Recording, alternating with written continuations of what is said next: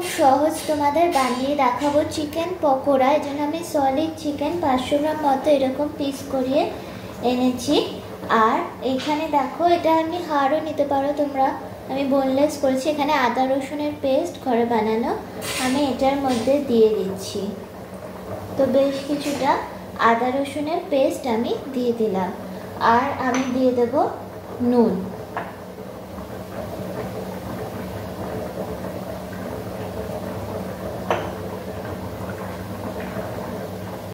এরপরে আমি এটা ম্যারিনেট করার জন্য দিয়ে দেব একটু সয়া সস। তোমরা তোমাদের পরিমাণ মতো বুঝে দেবে। এখানে 2 চামচ মতো সয়া সস দিলাম। দিয়ে এটাকে ভালো করে এভাবে হাত দিয়ে মাখিয়ে নিয়ে আমি ফ্রিজে রেস্টে রেখে দেবো 3-4 ঘন্টার জন্য। ব্যাস, এটা হয়ে গেল। এভাবে আমি এটাকে মাখিয়ে রেখে দেব। তো আমি এই চিকেন পকোড়ার জন্য পেঁয়াজ আর টমেটো, লঙ্কা একটু বেটে নেব আর ধনেপাতা বেটে নেব আলাদা করে।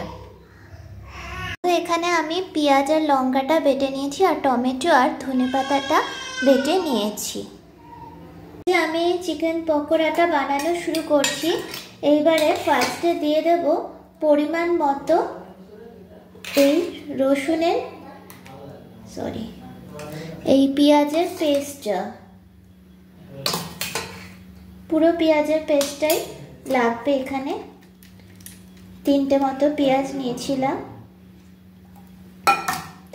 এরপরে দিয়ে দেব আমি ধনে আর টমেটোর পেস্টটা।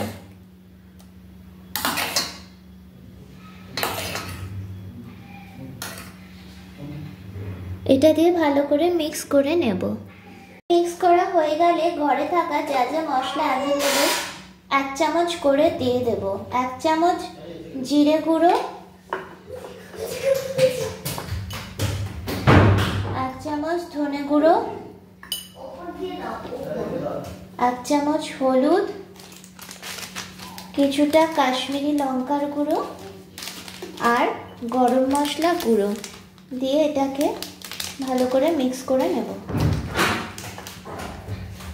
এবার এটাকে মাখিয়ে নেব। মাখিয়ে নিয়েছি। এরপরে এর মধ্যে দিয়ে দেব একটা ডিম। এটার মধ্যে একটু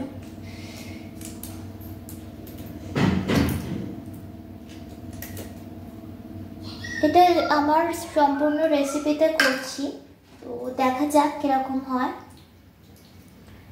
এটা দেওয়ার পরে এটাকে মিক্সড করে নিলাম। এভাবে ঘেটে মিক্স করে নিচ্ছি।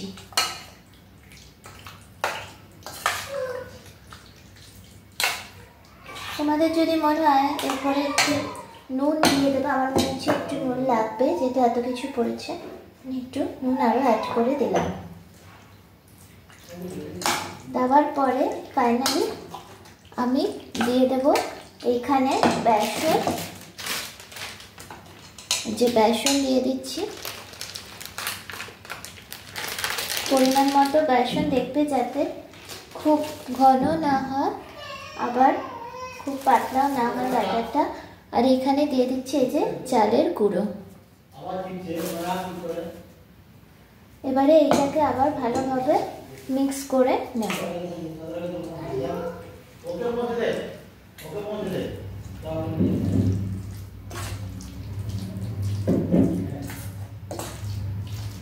তো মোটামুটি এইভাবে আমি ব্যাটারটাকে রেডি করব।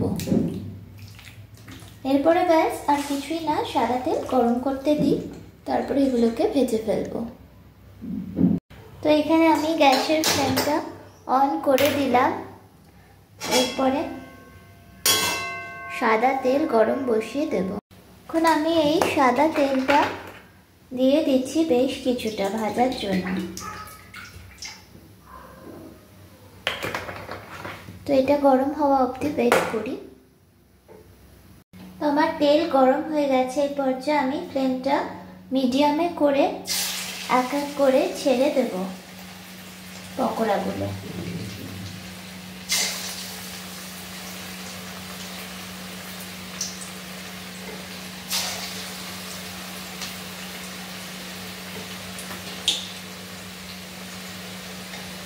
যতটা হয় ধরে আমি সেইভাবে এই পকোড়াগুলো ছেড়ে দেবো।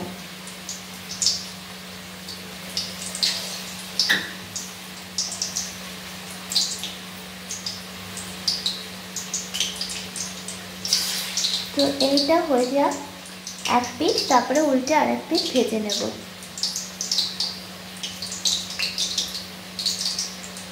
তো দেখো এক পিস যখন এভাবে ছেড়ে এসে লাল লাল হয়ে গেছে, আমি এক পিসটা উল্টে দেবো এভাবে।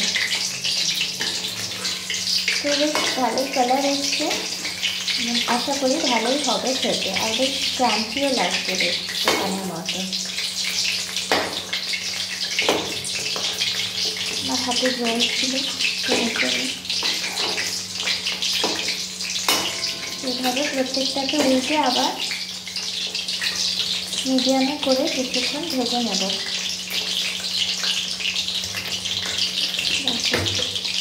প্রত্যেকটাই খুব সুন্দর হচ্ছে। এটা 3-4 মিনিট সময় দেবো যাতে ভেতরটা একদম হয়ে যায়। তো দেখো আশা করি হয়ে গেছে এই ব্যাচটা, সেটা আমি এভাবে তুলে নেব।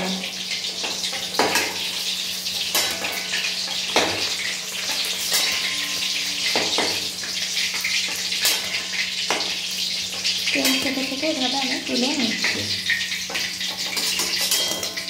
আর আমি নেক্সট ব্যাচটাও দিয়ে দেবো এভাবে। তো আমি নেক্সট ব্যাচটা দিয়ে দিচ্ছি।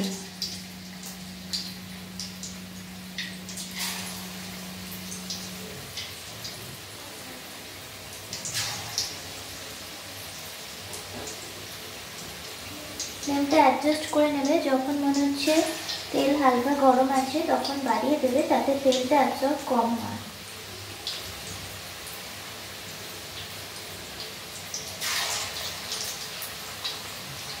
বেশ সুন্দর একটা অ্যারোমাও বেরিয়েছে বুঝতে পারছি, তো আশা করছি ভালোই হবে খেতে।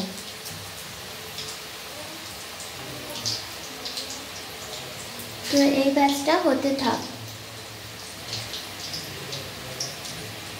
দেখো এই ব্যাচটা অ্যাক্টিভ করে এসছে, এবার আমি এগুলোকে উল্টে দিচ্ছি আবার।